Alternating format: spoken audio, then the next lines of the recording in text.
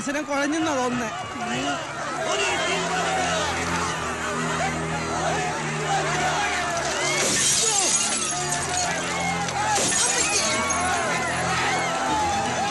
Hello sir, ഞാൻ SI വിനോദ. Finance minister ജനം ഇവിടെ തടഞ്ഞിട്ടിരിക്കുക. ആകെ വയലന്റാണ്. ഒരു ഫോഴ്സിന് ഉടനെ ഇങ്ങോട്ട് അയക്കണം സാർ. Okay sir. സാർ കാറിൽ നിന്ന് ഇറങ്ങണ്ട. ഇതിനകത്ത് നേരോടിയാകാനോ? നിങ്ങൾക്ക് എന്താണ് ഞാൻ വെച്ചിരിക്കുന്നത്? ചേക്കാനോ?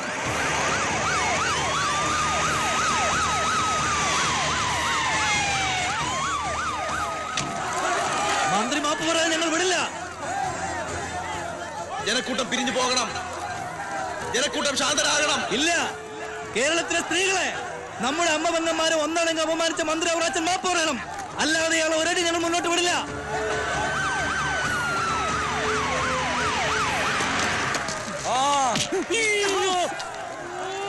കണ്ടില്ലേടാ മൈഗുണാച്ച, എന്നെ കൊല്ലിക്കണ നീയൊക്കെ കാക്കി വിട്ട് കണ്ണം പിടിച്ച് തോക്കും പിടിച്ച് നിൽക്കുന്നേ. അടിച്ചൊതുക്കണേ നായിന്റെ മക്കളെ.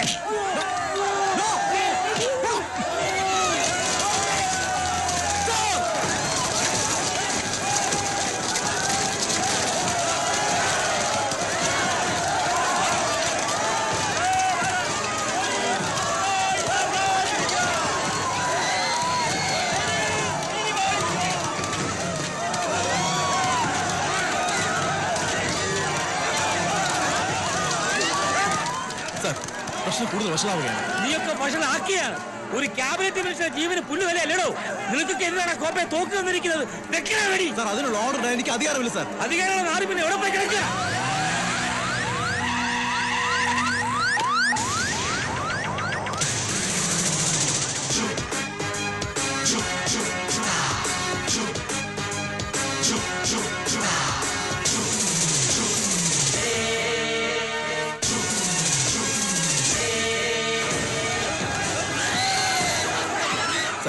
മന്ത്രിക്ക് എത്ര പോഷ കിട്ടി?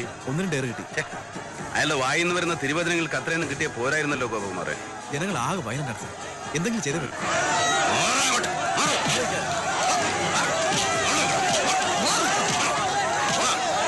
ഈ മന്ത്രിയെ ഞങ്ങൾ കൊല്ലും. പുല്ലാണ് പുല്ലാണ് പോലീസ്.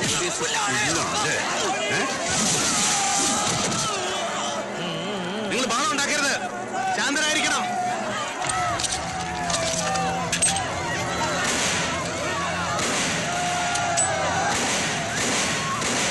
വെടിവെച്ച് കൊന്നാലും ഈ മന്ത്രിയെ ഞങ്ങൾ വെറുതെ വിടില്ല സാർ. ഒരു 5 മിനിറ്റ് സമയം എനിക്കിതാടോ. ഞാൻ അദ്ദേഹത്തോടൊന്ന് സംസാരിക്കട്ടെ.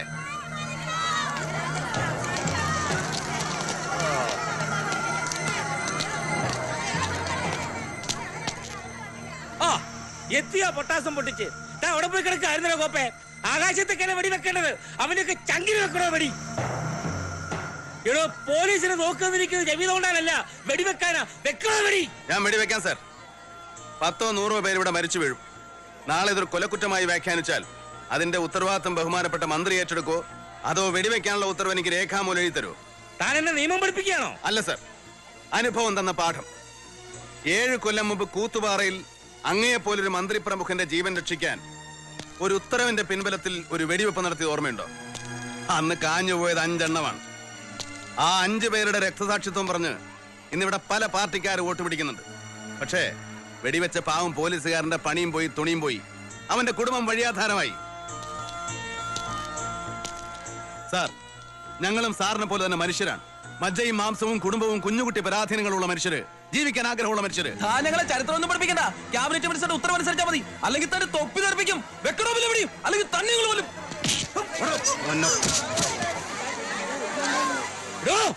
സാർ, ഞാൻ വെടിവെച്ചിട്ട് 100 കണക്കിന് ജനങ്ങൾ ചത്താലും വെടിവെക്കാതെ സാറ് ചത്താലും ഒന്നേ സംഭവിക്കുള്ളൂ, എന്റെ തൊപ്പി പോകും. അപ്പൊ പിന്നെ 100 പേര് ചാവുന്നതിനേക്കാൾ നല്ലത് ഒരാൾ ചാവുന്നതല്ലേ? അല്ലെങ്കിൽ പിന്നെ ഒരു വഴിയുള്ളൂ, സാറ് മാപ്പ് പറയും. മന്ത്രി അവറാച്ചൻ മാപ്പ് പറയുക. മന്ത്രി അവറാച്ചൻ മാപ്പ് പറയുക. മാപ്പ് പറയാൻ ഞങ്ങൾ വിടില്ല. മന്ത്രി അവറാച്ചൻ മാപ്പ് പറയുക. എടോ പരമനാരി കമ്മീഷണറെ, ഞാൻ ആരെയും ബലാത്സംഗം ചെയ്തിട്ടില്ല, പെൺമാണിബന്ധം നടത്തിയിട്ടില്ല. പിന്നെ എന്ത് കോപ്പിലാണോ മാപ്പ് പറയേണ്ടത്? അതിനേക്കാളും നാറിയ വർത്തമാനമാ സാറ് പറഞ്ഞെന്നാ ഇവര് പറയുന്നേ. സാറിന്റെ മക്കൾക്കും കുടുംബത്തിനും വേണ്ടിയാ, സാറിന്റെ ജീവൻ രക്ഷിക്കാൻ വേണ്ടിയാ. മന്ത്രി അവറാച്ചൻ മാപ്പ് പറയുക. മന്ത്രി അവറാച്ചൻ മാപ്പ് പറയുക. അല്ലെങ്കിൽ പിന്നെ സാർ ഒരു കാര്യം ചെയ്യും, ഞാൻ ഈ തോക്ക് അങ്ങോട്ട് തരാം. സാറ് വെക്ക് വേടി വെക്ക്. അല്ലെങ്കിൽ പിന്നെ മാപ്പ് പറഞ്ഞേക്ക് സാറേ. എനിക്കൊരു തെറ്റുപറ്റി, എന്നോട് ക്ഷമിക്കണം, മാപ്പ്.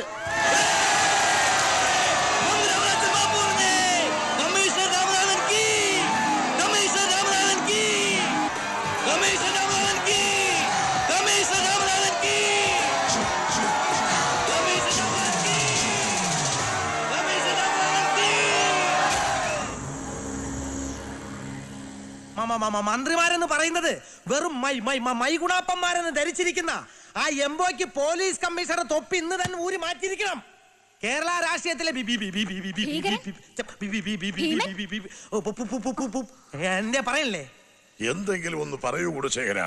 ഈ വിക്ക് തന്നെ എപ്പോഴും ബുദ്ധിമുട്ടിക്കുന്നുണ്ടല്ലേ? സംസാരിക്കുമ്പോ മാത്രമേ മുട്ടുള്ളൂ. കേരള രാഷ്ട്രീയത്തിലെ ഭീഷ്മാചാര്യനാണ് മന്ത്രി ആറ്റു അവറാച്ചൻ. അദ്ദേഹത്തെ പോലെ ഒരാളെ നടുറോട്ടിലിട്ട് ആക്ഷേപിക്കുക, എന്നിട്ട് ജനത്തെ കൊണ്ട് കല്ലെറിപ്പിക്കുക, ഒടുവിൽ ബഹുമാനപ്പെട്ട മന്ത്രിയെ കൊണ്ട് പരസ്യമായി മാപ്പ് പറയിപ്പിക്കുക. കേവലം ഒരു പോലീസ് കമ്മീഷണർ ഇത്ര ധിക്കാരമായി പെരുമാറുന്നത് തടയാൻ കഴിഞ്ഞില്ലെങ്കിൽ നമുക്ക് ഈ മൈന്ദ്ര കുപ്പായം കൂടെ ഊരി വെച്ച് ഈ സെക്രട്ടേറിയറ്റിൽ നമുക്ക് ബാർബർ ഷാപ്പ് പണി നടത്താൻ എന്റെ അഭിപ്രായം. ഒരു ക്യാബിനറ്റ് മിനിസ്റ്റർ ഓർഡറിന് പുല്ലുവില പോലും കൽപ്പിക്കാത്ത ആ തെണ്ടി കരുവറാമോ രാമനാഥന്റെ പേരിൽ എന്ത് നടപടിയെടുക്കും? DGP ഇതേക്കുറിച്ച് അന്വേഷണം നടത്തി 2 ദിവസത്തിനുള്ളിൽ എനിക്ക് റിപ്പോർട്ട് തരണം സാർ. അതങ്ങ് പള്ളി പോയി പറഞ്ഞാ മതി. 24 മണിക്കൂറിനകം ആ കമ്മീഷണറെ പുറത്താക്കണം. അല്ലെങ്കിൽ ഈ മുന്നണിയിൽ നിൽക്കണമെന്ന് ഞാനും അവറാച്ചനും ഞങ്ങളുടെ 10 MLA-മാരും ഒന്നുകൂടി ആലോചിക്കും. ഈ രാമനാഥനെ അങ്ങനെ വിട്ടാ പറ്റില്ല. ധിക്കാരി മാത്രമല്ല, കൈക്കൂലിക്കാരൻ കൂടി അയാള്. അയാളെ പറ്റി അങ്ങനെ വല്ല പരാതിയുണ്ടോ? ഇല്ല സർ, അങ്ങനെ ഒരു പരാതിയും എന്റെ അറിവിൽ വന്നിട്ടില്ല. പിന്നെ ബഹുമാനപ്പെട്ട മിനിസ്റ്റർക്ക് അറിയാവുന്ന കേസാണെങ്കിൽ ബന്ധപ്പെട്ട ആളിനെ കൊണ്ടൊരു പരാതി തന്നാൽ ഉടൻ തന്നെ ഞാൻ അയാളുടെ പേരിൽ നടപടിയെടുക്കാം. അതിപ്പോ രേഖാമൂലം പരാതി തരാൻ ബുദ്ധിമുട്ടുണ്ടെന്ന് വിചാരിച്ചോ? ചില വൻകിട ബിസിനസ്സുകാരാവുമ്പോ അവർക്ക് പല പ്രശ്നങ്ങളുണ്ടാവും. അഡീഷണൽ DGPക്ക് എന്താ അഭിപ്രായം? സർ, എന്റെ അറിവ് വെച്ചിടത്തോളം ഇവിടെ ബഹുമാനപ്പെട്ട മന്ത്രിമാർ പറഞ്ഞത് വളരെ ശരിയാണ്. മേലാഫീസർമാരോടും കമ്മീഷണർ രാമനാഥൻ വളരെ ധിക്കാരപരമായാണ് പെരുമാറുന്നത്. അയാളെ ഡിപ്പാർട്ട്മെന്റിൽ അറിയപ്പെടുന്നത് തന്നെ രാക്ഷസനെന്നും കായംകുളം കൊച്ചുണ്ണിന്നും.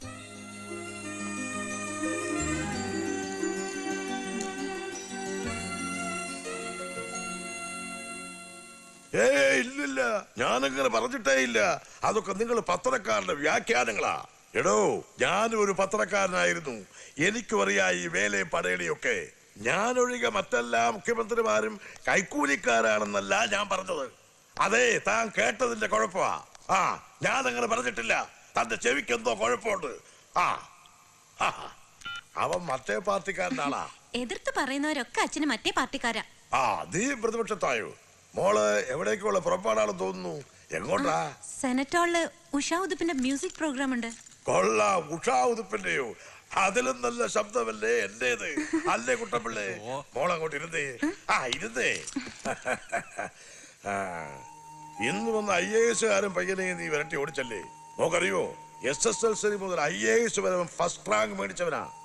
ഇത്ര ചെറുപ്പത്തിലെ ജില്ലാ കളക്ടറുമായി ഇനിയിപ്പോ ചീഫ് സെക്രട്ടറി ആയിട്ട് തന്നെ എത്ര കാലം ഇരിക്കുമെന്ന് അറിയാമോ? പക്ഷെ എന്റെ ലൈഫിന്റെ ചീഫ് സെക്രട്ടറി ആവാൻ അയാളെ കൊള്ളാമെന്ന് തോന്നുന്നില്ല. വെറും ഒരു മണ്ണുണിയാ. വന്നപ്പോ തൊട്ട് മുഖ്യമന്ത്രി അങ്ങ് പുകഴ്ത്തലായിരുന്നു. അച്ഛന്റെ അഡ്മിനിസ്ട്രേഷൻ പവറിനെ കുറിച്ചും പിന്നെ അയാളുടെ ഡിപ്പാർട്ട്മെന്റ് കാര്യവും പ്രമോഷനും പുങ്കത്തരവും ഒക്കെ. 3 ചായ കുടിക്കുന്ന സമയം എടുത്തിട്ടും അയാളുടെ പേര് പോലും ചോദിച്ചില്ല. തീരെ ഗതി കേട്ടിട്ടാ വിം കലക്കി കൊടുത്തത്. വിം കലക്കി കൊടുത്തോ? എന്താ കുട്ടമ്പിള്ളി വിളി പറയുന്നേ? അതെ, പാത്രം കഴുകുന്ന പൊടി അതങ്ങോട്ട് കൊടുത്ത് 2 മിനിറ്റ് കഴിഞ്ഞില്ല. കളക്ടർ അദ്ദേഹം യാത്ര പോലും ചോദിക്കാതെ പൊക്കളഞ്ഞു.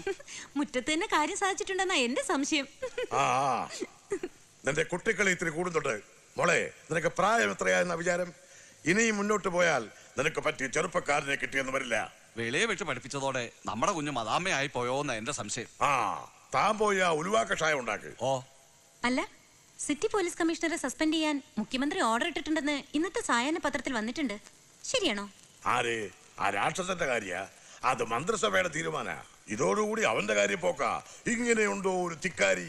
ക്യാബിനറ്റ് മിനിസ്റ്ററൊക്കെ അവന് വെറും പുല്ലുപോലാ. ഇതൊക്കെ അച്ഛൻ ആരോ പിരികേറ്റുന്നതാ. നിനക്കെന്താ രാമനാഥന്റെ കാര്യം പറയുമ്പോ ഒരു പക്ഷം ചേർന്ന്? പക്ഷം ചേർന്നതല്ല, ന്യായം പറഞ്ഞതാ. ഇന്നലെ കമ്മീഷണർ ആ ജനക്കൂട്ടത്തിന് നേരെ വെടിവെച്ചിരുന്നെങ്കിൽ ഇന്ന് അച്ഛന് മുഖ്യമന്ത്രി പദവും രാജിവെച്ച് പെട്ടിയും തൂക്കി പാലക്കാട് തറവാട്ടിലേക്ക് പോയായിരുന്നു അല്ലേ? സത്യം പറഞ്ഞ ആ കമ്മീഷണർ അച്ഛനെ രക്ഷിച്ചെന്ന എന്റെ അഭിപ്രായം. നീ പറയുന്നതിന് ന്യായമുണ്ടായിരിക്കാം. പക്ഷെ അവറാച്ചനെ പോലെ സീനിയർ മിനിസ്റ്റർ. അവറാച്ചൻ ആരാണെന്ന് അച്ഛൻ അറിയാലോ. അയാളെ ജനം വഴി തടഞ്ഞതിൽ വല്ല തെറ്റുണ്ടോ? അത്ര എന്തൊക്കെ വൃത്തികേടുകളാ അയാൾ പറയുന്നതും കാണിക്കുന്നതും. കഴിഞ്ഞ മാസമല്ലേ സ്വന്തം ഓഫീസ് റൂമിലേക്ക് IAS കാരിയെ വിളിപ്പിച്ചിട്ട് മന്ത്രി മാനഭംഗത്തിന് ശ്രമിച്ചെന്ന് അച്ഛന് പരാതി കിട്ടിയത്. എന്നിട്ട് വല്ല നടപടി എടുത്തോ? നിന്നെ വല്ല LLBക്ക് വിട്ടാ മതിയായിരുന്നു, കോടതിയിൽ കസറിയനെ. ഞാൻ പറഞ്ഞത് സത്യമല്ലേ? അച്ഛൻ പറ. സത്യമാണെങ്കിൽ അയാളെ സസ്പെൻഡ് ചെയ്യരുത് പ്ലീസ്. ഞാൻ പാർട്ടി സെന്ററുമായിട്ടൊന്ന് ആലോചിക്കട്ടെ.